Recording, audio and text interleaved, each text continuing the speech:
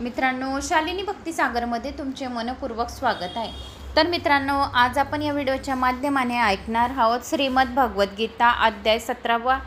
जर कोणी चॅनलला नवीन आलं असेल तर लाल बटनवर सबस्क्राइब करा, ऑलवर क्लिक करा आणि जास्तीत जास्त जणांना शेअर करा। ते पुण्य तुम्हालाच मिळेल, कारण शेअर केल्याने पितृदोष नष्ट होईल। श्रवण केल्याने पितृदोषापासून आपल्याला कसाही प्रखर पितृदोष राहिला त्याच्यापासून आपल्याला मुक्तता मिळेल। तर काळी तीळचा वापर सर्वात जास्तीत जास्त या 2-3 दिवस करा।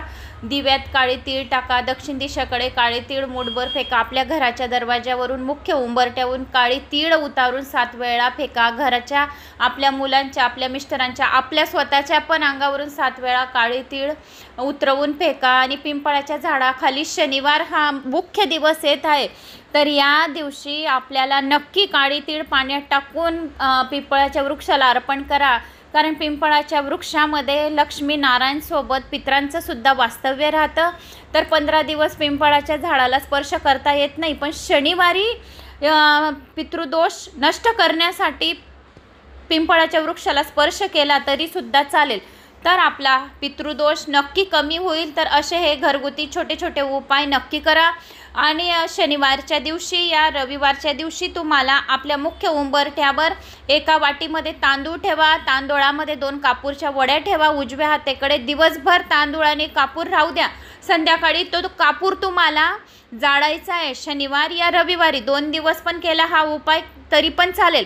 आणि दुसऱ्या दिवशी तुम्हाला ते तांदूळ पिंपळाच्या वृक्षाखाली टाकून यायचं आहे। याच्याने तुमचा पूर्ण वर्षभराचा या 7 पिढ्यांचा 7 जन्मांचा जेवढा पण पितृदोष असेल तो पूर्ण दूर होईल, लग्न जुळतील, व्यापारात लाभ होईल, ज्या इच्छा असतील तुमच्या अपूर्ण त्या पूर्ण होतील। तर हा कापुराचा उपाय नक्की करावा।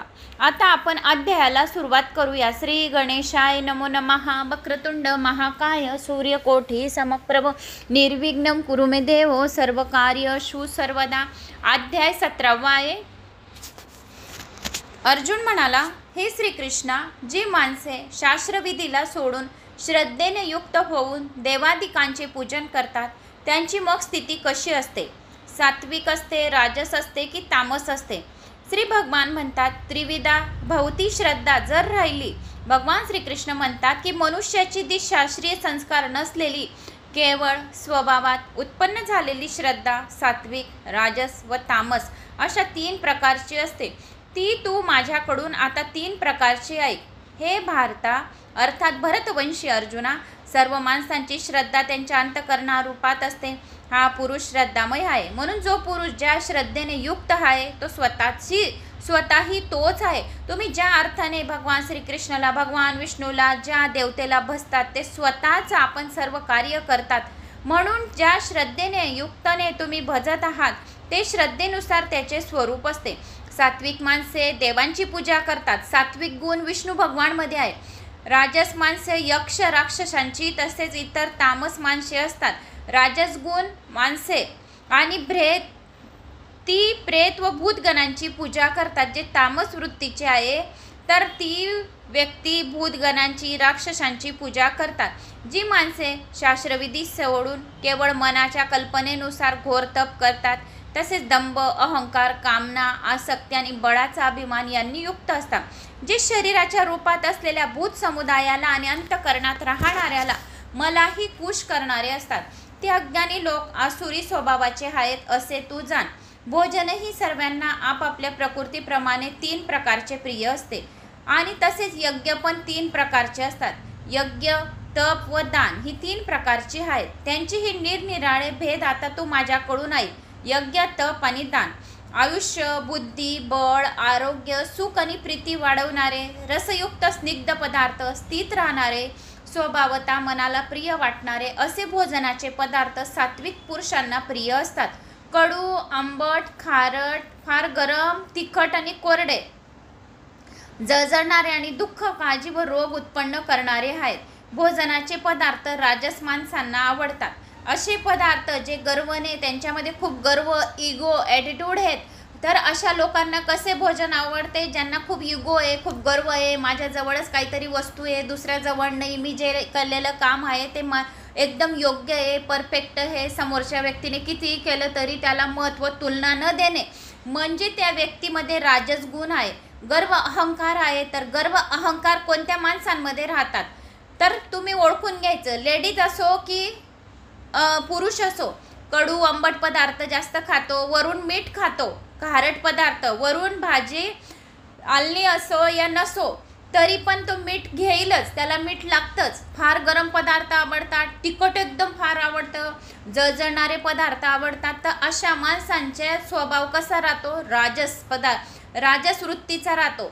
तर अशा लोकांना जास्त काय उद्भवतो, दुःख करतो, काळजी करतो, रोग उत्पन्न करणारे पदार्थ ते भोजन करतात. असे व्यक्ती जे आहे तर ते रोग उत्पन्न करणारे पदार्थ करतात. जे लोक खारट आंबट कडू पदार्थ खातात तर ते त्यांच्याजवळ काळजी वागतात, रोग उत्पन्न करतात त्यांच्या शरीरामध्ये, त्यांच्या आत्म्यामध्ये सतत चिंताच राहते, दुःखच करत राहतात. पॉझिटिव्ह ऊर्जा बोलायला हवी. घरात कोणीही कोणाबद्दल, स्मॉल फॅमिली असो जॉईंट फॅमिली असो, कितीही लोक असो, तर ऊर्जा आपल्या शरीरातून पॉवरफुल एनर्जीची आणि पॉझिटिव्ह ऊर्जा निर्माण व्हायला पाहिजे. 1 रुपया असो आपल्याजवळ, पण काम करायचं आहे तर होऊन जाईल, काम करून घेऊ, होऊन जाईल. आपण खूप भाग्यवान आहे, आपल्यासोबत आपला देव आहे, नशीब आपल्यासोबत आहे, आपले कर्म चांगले आहे तर आपलं नशीब, आपल्या कर्माचे फळ आपल्याला चांगलेच मिळतील. आपलं काम कोणतंच रुकणार नाही, आपल्या कामात अडथळाच येणार नाही, आपले कामं सर्व निर्विघ्नपणे पार पाडतील. ज्याही कामात हात टाकू, माती उचलणार तर सोने होईल, असे घरामध्ये पॉझिटिव्ह ऊर्जा बोलायची. मुलांना सुद्धा पॉझिटिव्ह ऊर्जा द्यायची की तुझं काम रुकणार नाही, तुझं काम होईलच, येत्या यावर्षी तुझं काम होऊनच जाईल. घरामध्ये तुम्ही जेवढे पॉझिटिव्ह ऊर्जा बोलणार तेवढे तुमचे कामं लवकर होणार. तुम्ही काळजी करत राहणार, दुःख करत राहणार, त्याच्यात हळू आवाजात बोलत राहणार, चिंता करत राहणार, जेवण करता करता 100 प्रश्न निगेटिव्ह ऊर्जा बोलणार तर जेवणामध्ये पोटामध्ये निगेटिव्ह ऊर्जा जाईल आणि 100 चिंता पोटामध्ये जातील. जेवण करता करता पॉझिटिव्ह ऊर्जा बोला, पॉझिटिव्ह वातावरण तयार करा, आनंदाच्या गोष्टी करा. जीवनामध्ये संपूर्ण काही पैसा नसतो, आनंदाची गोष्टी, आनंदाचे क्षण, काहीतरी आनंदाचे मोमेंट जे राहतात ते आठवण करा की ज्या क्षणामध्ये हमेशा असं जरुरी नाही आहे की आपले दिवसभर, हर वर्ष, हर रोज आपला एकदम दुःख, चिंता, यातनामध्येच जातो.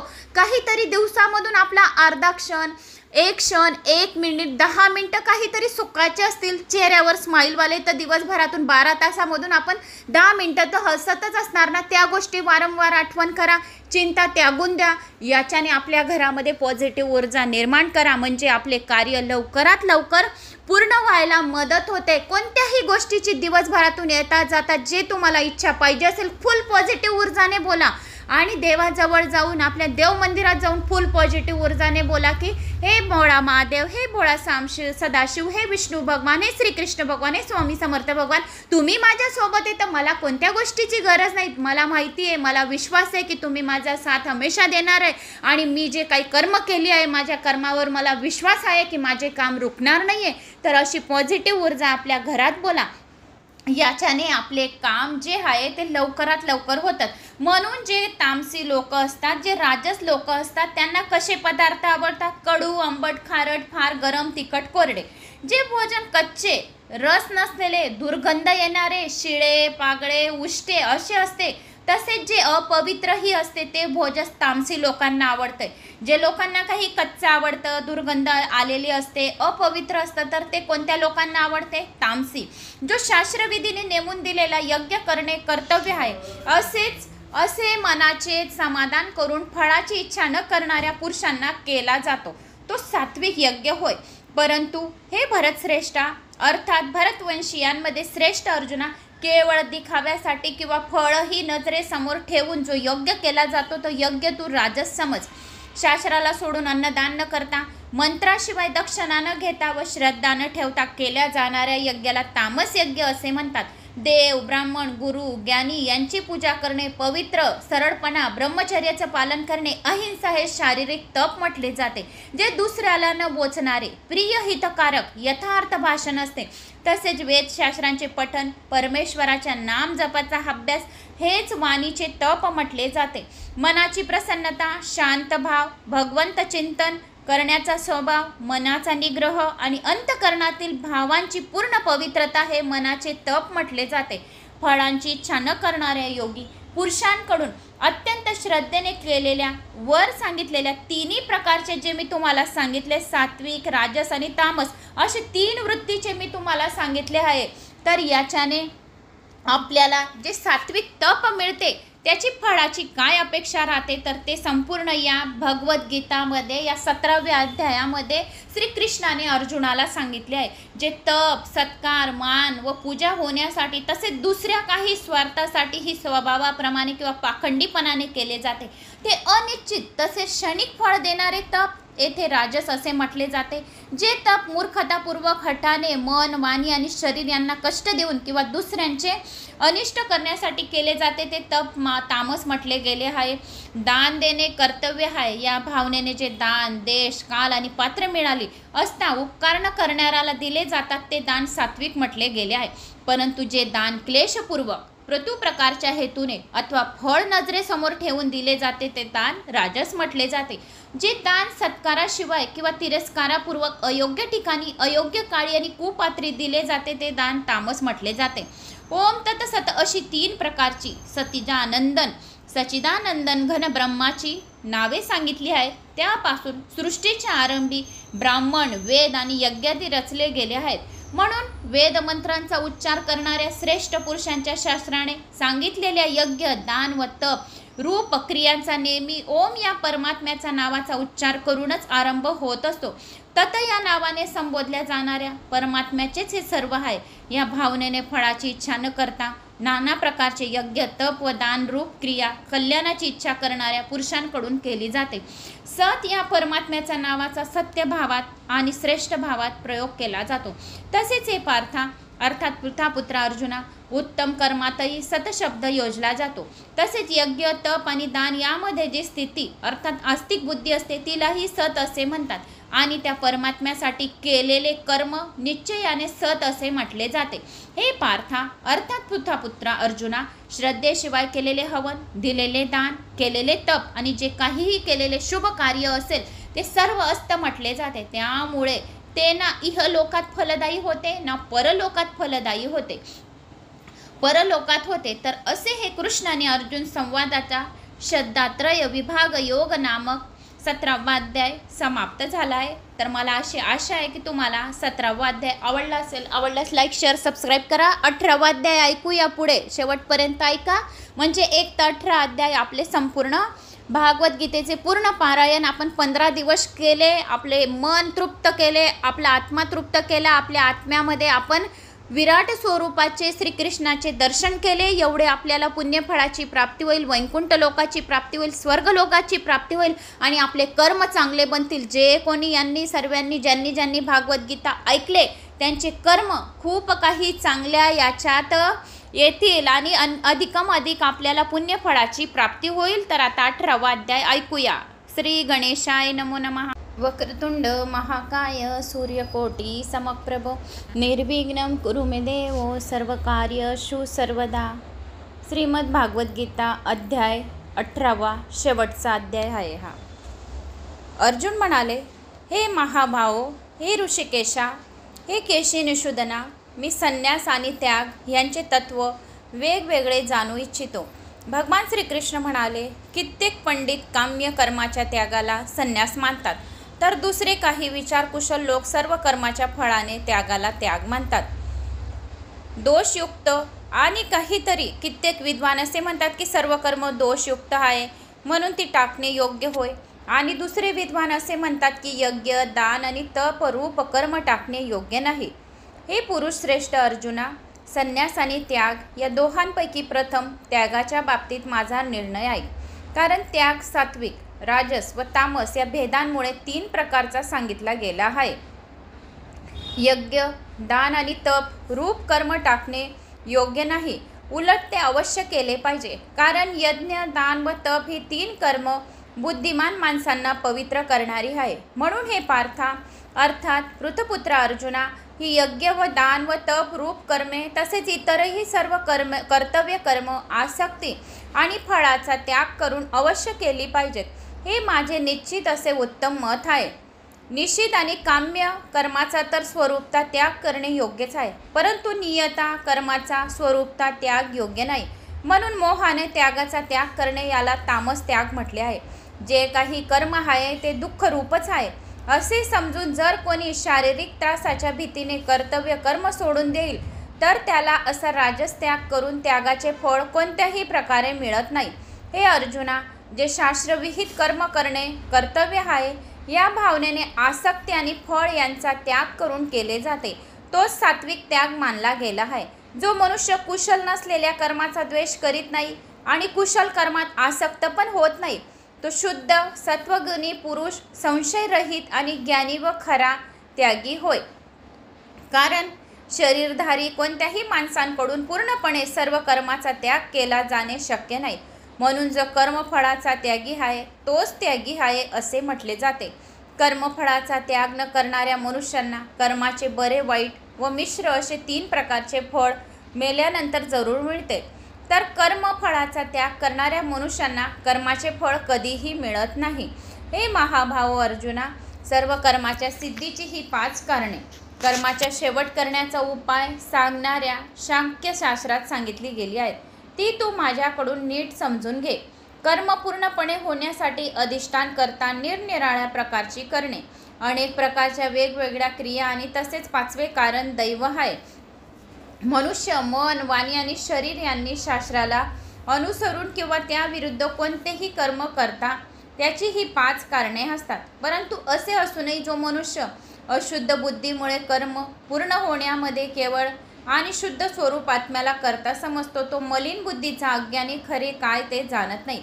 ज्या माणसाच्या अंतःकरणात मी करता आहे असा भाव नसतो, तसेच ज्याची बुद्धी सांसारिक पदार्थात आणि कर्मात लिप्त होत नाही तो माणूस या सर्व लोकांना मारूनही वास्तविक तो मारत नाही आणि त्याला पापही लागत नाही.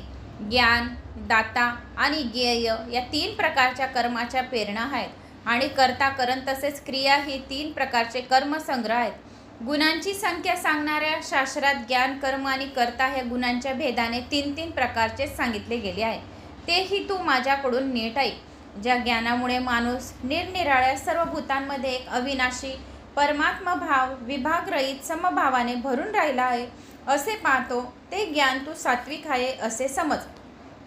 परंतु ज्या ज्ञानाने मनुष्य सर्व भूतांमध्ये भिन्न भिन्न प्रकारचे अनेक भाव वेगवेगळे जाणतो ते ज्ञान तू राजस जाण. परंतु जे ज्ञान एका कार्यरूपी शरीरातच पूर्णासारखा आसक्त असते तसेच जे युक्तिशून्य तात्विक अर्थाने रहित आणि तुच्छ असते ते तामस म्हटले गेले आहे. जे कर्म शास्त्रविधीने नेमून दिलेले असून कर्तपणाचा अभिमान न बाळगता फळाची इच्छा न करणाऱ्या माणसाने राग व देश सोडून केलेले असते ते सात्विक म्हटले गेले आहे. परंतु जे कर्म अतिशय परिश्रमपूर्वक तसेच भोगाची इच्छा करणाऱ्या किंवा अहंकार बाळगणाऱ्या माणसाकडून जर केले जाते ते राजस म्हटले गेले आहे. जे कर्म परिणाम, हानी, हिंसा, सामर्थ्य यांचा विचार न करता केवळ अज्ञानाने केले जाते ते तामस होय. जो करता आसक्ती न बाळगणारा, मी माझे न म्हणणारा, धैर्य आणि उत्साहाने करणारा, कार्यसिद्ध होवो या न होवो त्याविषयी हर्ष शोकादी विकारांनी रहित असलेला तो सात्विक म्हटला जातो. कर्मामध्ये बी अलग अलग प्रकार आहेत.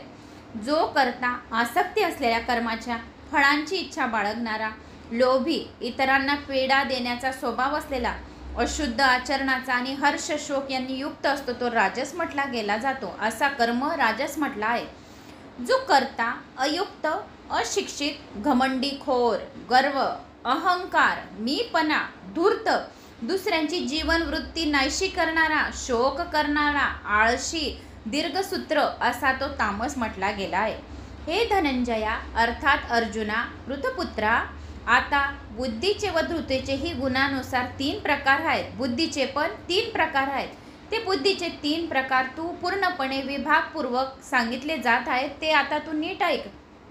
मी तुला राजस, तामस, सात्विक असे गुणांचे सांगितले, तप, ज्ञान, दानबद्दल सांगितले. आता तू बुद्धी पण 3 प्रकारची आहे तर ते तू ऐक. हे पार्था अर्थात पृथपुत्र अर्जुना, मनुष्य ज्या बुद्धीमुळे धर्म व अर्थ तसेच कर्तव्य व अकर्तव्य यथायोग्य रीतीने जाणत नाही ती बुद्धी राजसी होय. जी बुद्धी कर्तव्य अकर्तव्य योग्य रीतीने काही जाणत नाही ती बुद्धी राजसी समजावी. हे पार्था, हे पृथापुत्र अर्जुना, तमोगुणाने व्यापलेली जी बुद्धी आहे ती अर्धमेला. अर्थात हे अर्जुना, तू जे तामसी वृद्धी लोकचे कसे लोक असतात तर तू हे व्यवस्थित समजून घे. तमोगुणाने व्यापलेली जी बुद्धी अधर्मालाही हा धर्म आहे असे मानते, तसेच याच रीतीने इतर सर्व पदार्थांनाही विपरीत मानते ती बुद्धी तामसी होय. हे पार्था अर्थात पृथापुत्र अर्जुना, ज्या अव्यभिचारिणी धारणशक्तीने मनुष्य ध्यान योगाने मन प्राण व इंद्रिय यांच्या क्रिया धारण करीत असते ती धारणा सात्विक होय. परंतु हे पार्था अर्थात पृथापुत्रा अर्जुना, फळाची इच्छा असलेला मनुष्य अति आसक्तीमुळे ज्या धारणाशक्तीने धर्म अर्थ व काम यांना धारण करतो ती धारणा राजसी होय, तर राजसी बुद्धी होय. मग हे वृत्तपुत्रा अर्जुना, दुष्ट बुद्धीचा मनुष्य ज्या धारणशक्तीमुळे झोप भीती काळजी दुःख आणि उन्मनपणाही सोडत नाही अर्थात धारण करून राहतो ती धारणा तामसी बुद्धीची समजावी. हे भरतर्षभा अर्थात भरतवंशीयांमध्ये श्रेष्ठ अर्जुना, आता 3 प्रकारची सुख कोणती आहेत ती ऐक. तुला तप दान राजसगुण तमसगुण सात्विक गुण बुद्धी 3 प्रकारची असे सर्व काही सांगितले. आता सुख 3 प्रकारची कोणकोणती आहेत ते माझ्याकडून 3 सुख ऐक. या जगामध्ये सर्वात जास्त 3 सुख कोणती आहेत? ज्या सुखात साधक भजन करतो ते आत्मिक सुख, ध्यान करतो ते आत्मिक सुख, कोणाची सेवा करतो इत्यादींच्या अभ्यासाने रमतो ज्याच्यामुळे त्याचे दुःख नाहीसे होते, जे आरंभी जरी विषाप्रमाणे वाटले तरी परिणामी त्याचा अमृतप्रमाणे असतो. जे सुख भजन करतो ध्यान करतो देवांची सेवा करतो मातापितांची सेवा करतो गरीब लोकांची दान धर्मामध्ये सेवा करतो हॉस्पिटलमध्ये या दवाखान्यात जे काही लोक खूप सेवा करतात अनाथ आश्रममध्ये खूप काही असे बरेच काही लोक आहेत की जे आजच्या जमान्यामध्ये अनाडी चांगले पण सुशिक्षित लोक आई वडिलांना सहसा अनाथ आश्रममध्ये ठेवतात. तर अनाथ आश्रममध्ये ठेवतात तर त्यांच्यासाठी जे कोणी दानधर्म करतो सेवा करतो तर ते आत्मिक सुख समज. भजन ध्यान आणि सेवा गोरगरिबांची सेवा मातापितांची सेवा सर्वात जास्त महत्त्वाची आहे. मातापितांची जो कोणी सेवा करतो त्याला यमयातना होत नाही, त्याला यमदूत हात लावत नाही आणि त्याला नरक यातना भोगाव्या लागत नाही. मातापितांची सेवा करण्यासारखे सुख कुठेही नाही आहे. म्हणून भजन ध्यान आणि सेवा इत्यादी त्यांच्या अभ्यासाने जो रमतो ज्यामुळे त्याचे दुःख नाहीसे होते, जे आरंभी जरी विषाप्रमाणे वाटले तरी परिणामी अमृताप्रमाणे असते, ते परमात्मविषयक बुद्धीच्या प्रसादाने उत्पन्न होणारे सुख सात्विक म्हटले गेले आहे. जे सुख विषय आणि इंद्रिय यांच्या संयोगाने उत्पन्न होते ते प्रथम भोगताना अमृतासारखे वाटत असले तरी परिणामी विषासारखे असते, म्हणून ते सुख राजस म्हटले गेले आहे. जे सुख भोगकाळी आणि परिणामही आत्म्याला मोह पाडणारे आहेत ते झोप आळस प्रमाद यापासून उत्पन्न झालेले सुख तामस म्हटले गेले आहे. पृथ्वीवर आकाशात किंवा देवात तसेच यांच्याविषयी इतरत्र कोठेही असा कोणताच प्राणी किंवा पदार्थ नाही की जो प्रकृतीपासून उत्पन्न झालेल्या या 3 गुणांनी रहित असेल. हे परतपा अर्थात शत्रुतापना अर्जुना, ब्राह्मण क्षत्रिय वैश्य आणि शूद्र यांची कर्म स्वभावता उत्पन्न झालेल्या गुणामुळे निरनिराळी केली गेली आहेत. अंतकरणाचा निग्रह इंद्रियांवर ताबा ठेवणे धर्मासाठी कष्ट सहन करणे अंतर्बाह्य शुद्ध राहणे दुसऱ्याच्या अपराधांना क्षमा करणे मन इंद्रिय शरीर सरळ राखणे वेदशास्त्र ईश्वर व परलोक इत्यादींवर विश्वास ठेवणे वेदशास्त्रांचे अध्यापन करणे आणि परमात्म तत्वाचा अनुभव घेणे ही सर्वच्या सर्व ब्राह्मणाची स्वाभाविक कर्म आहेत. शौर्य तेज धैर्य चातुर्य युद्धातून पलायन न करणे दान देणे आणि स्वामीभाव ही सर्वांच्या सर्व क्षत्रियांची स्वाभाविक कर्म आहेत. शेती गोपालन आणि क्रिया विक्रिया रूप सत्य व्यवहार ही वैश्याची स्वाभाविक कर्मे आहेत. तसेच सर्व वर्णांची सेवा करणे शूद्राची ही स्वाभाविक कर्म आहेत. आपापल्या स्वाभाविक कर्मात तत्पर असलेल्या मनुष्यास भगवत प्राप्ती रूप परमसिद्धीचा लाभ होतो.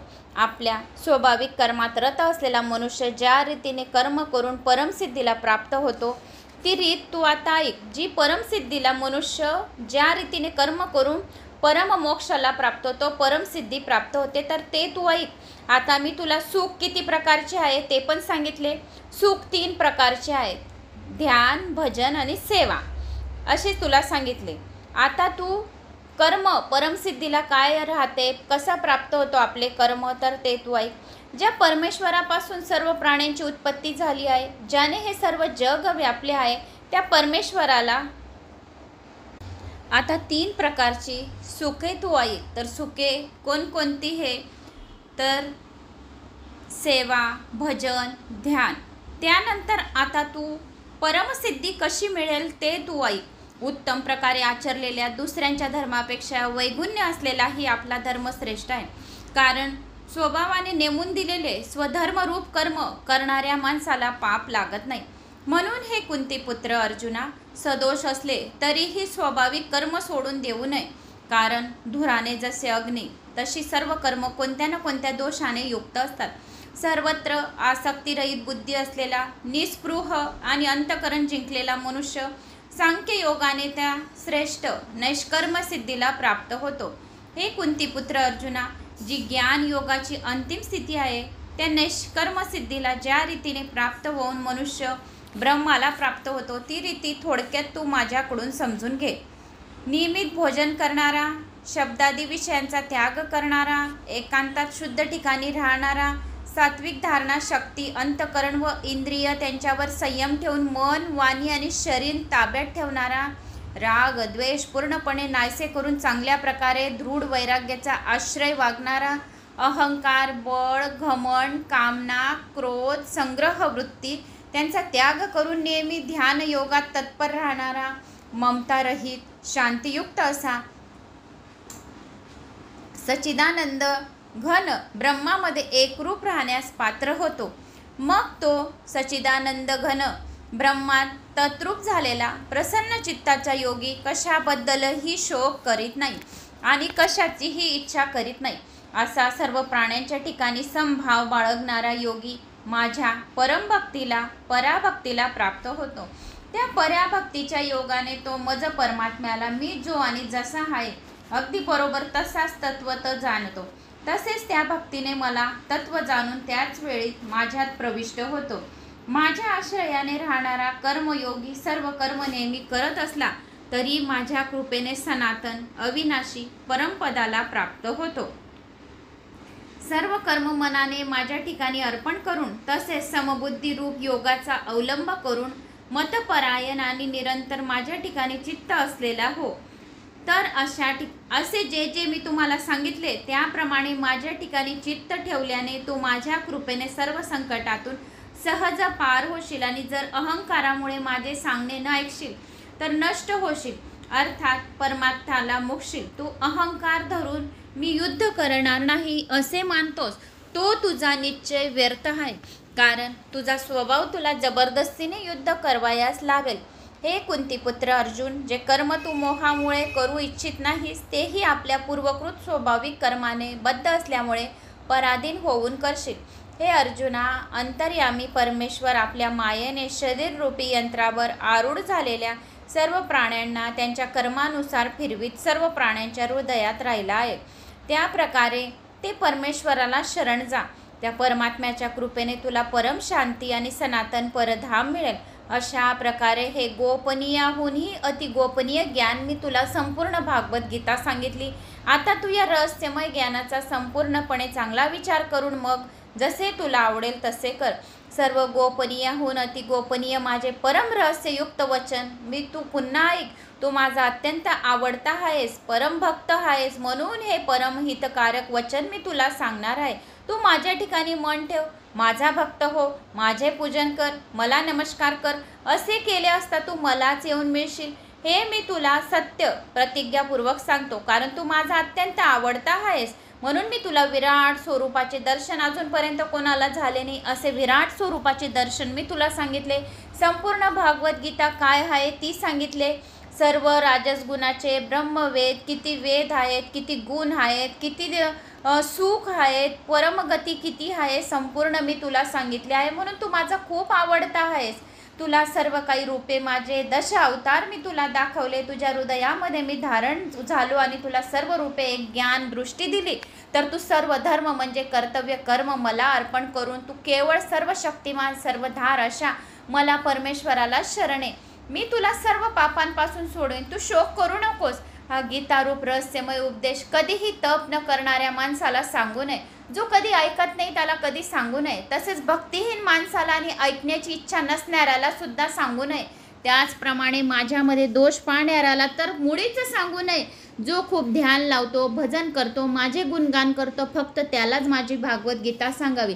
जो ही भागवत गीता श्रद्धा विश्वास मनाने ऐकेल मी त्याला मोक्षाची प्राप्ती करून देईल. त्याच्या पितर दोष असेल घरात तो पितृदोष कमी संपूर्ण 7 पिढ्यांचा दूर करून देईल आणि त्याला मोक्षाची परमगती प्राप्त करून देईल. त्यांच्या पितरांना संतुष्ट देईल. पितृ हे माझ्यामध्येच आहे म्हणून तू मला शरणे.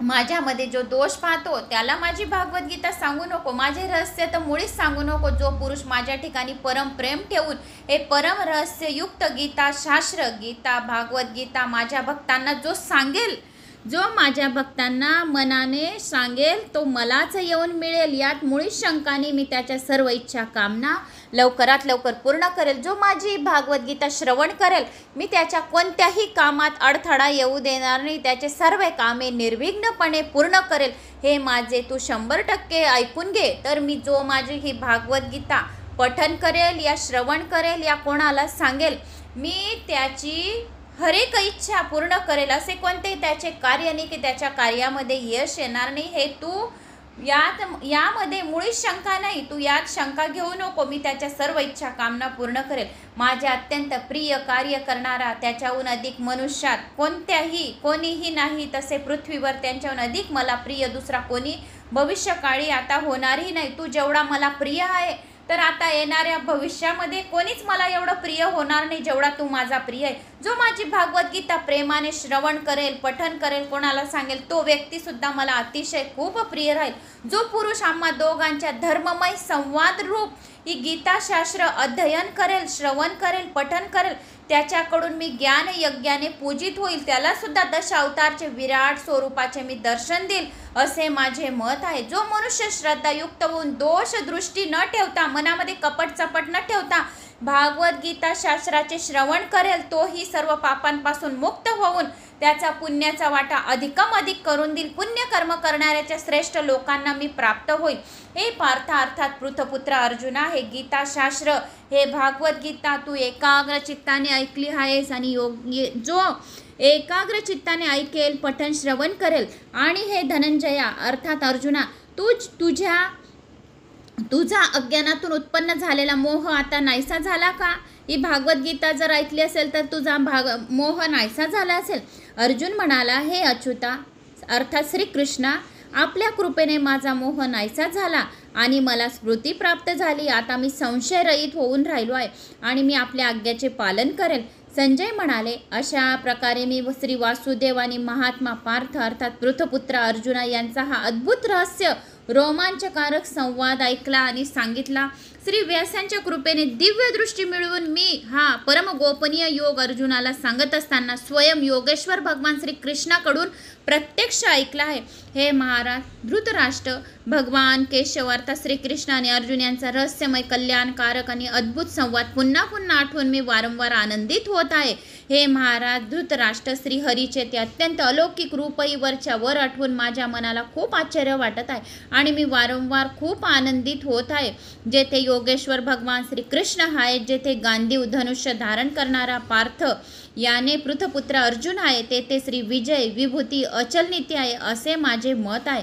हे परम सत्य आहे. याप्रमाणे श्रीमद भागवत गीता रूपी उपनिषद तथा ब्रह्मविद्या आणि योगशास्त्र विषय श्रीकृष्ण आणि अर्जुन यांच्या संवादातील मोक्ष संन्यास योग नावाचा 18वा अध्याय समाप्त झाला आहे.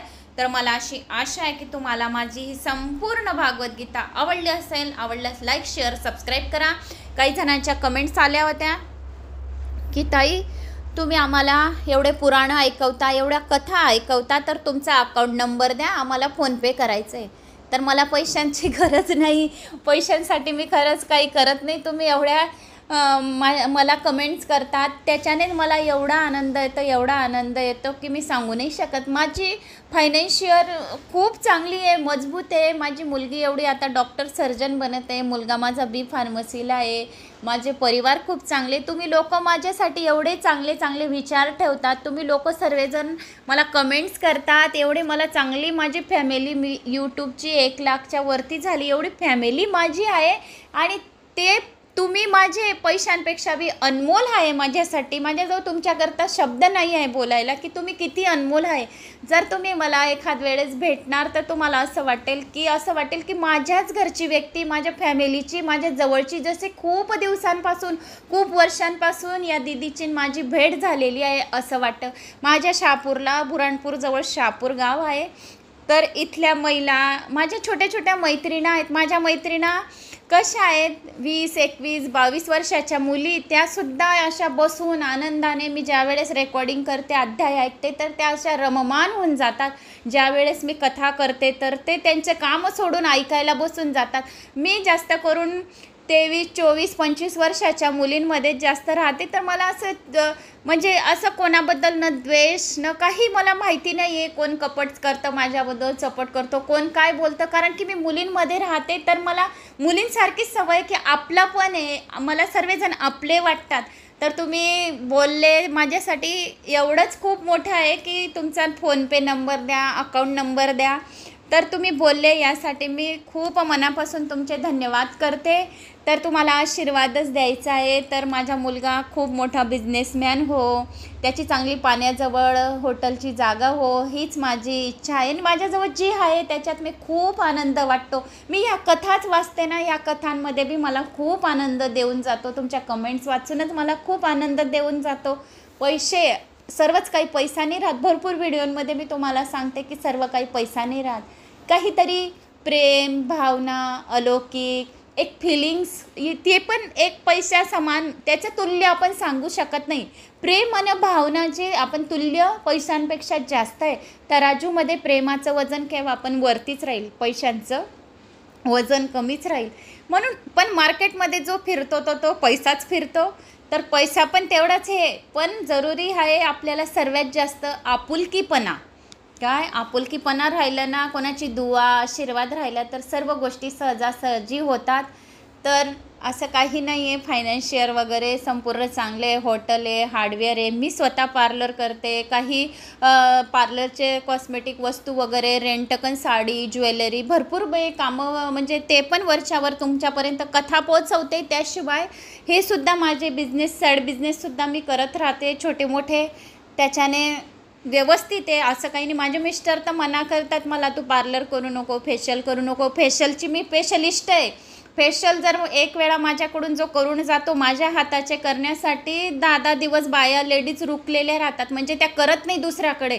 फिंगर फेशियल स्पेशलिस्ट की 2 महिना ग्लो बिलकुल जाणार नाही. तुमचं फेशियल कोणतं पण लो क्वालिटीचं राहिलं, पण मेन हे मसाज, मेन हे पॉईंट देणे, तर ते माझ्या बाकी बायका शहापूरच्या म्हणजे महिनासुद्धा थांबलेल्या राहतात. पण वेळ देऊ पावत नाही. मला जास्त इंटरेस्ट ह्याच्यात पण आहे, पार्लरमध्ये, कॉस्मेटिक वस्तूंमध्ये. पण आता कथांमध्ये व्हायला लागला तर ते थोडं मीने मुली ठेवून घेतल्या 2 पार्लरसाठी. पण काही जण म्हणतात की तुम्हीच पाहिजे, पण मग काहींना द्यावा बी लागतो टाईम, जसं तुम्हाला टाईम द्यावा लागतो तसा.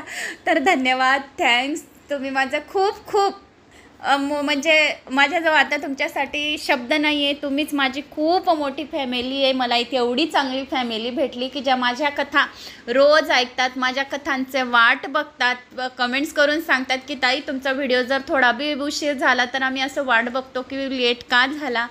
तर तुम्ही फक्त माझ्या मुलीला, माझ्या मुलांना आशीर्वाद द्या.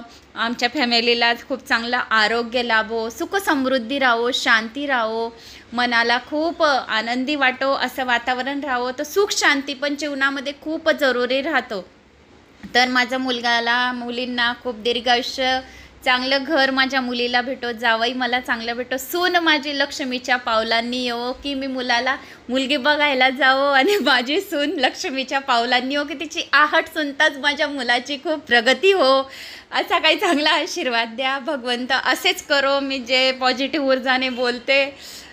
तर मित्रांनो, धन्यवाद, थँक्स.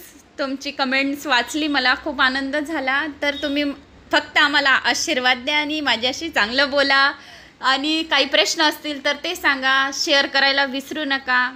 कमेंट्स नक्की करा आपल्या गावांची. धन्यवाद, थँक्स. जय श्री महाकाल. ओम नमो भगवते वासुदेवाय नमः.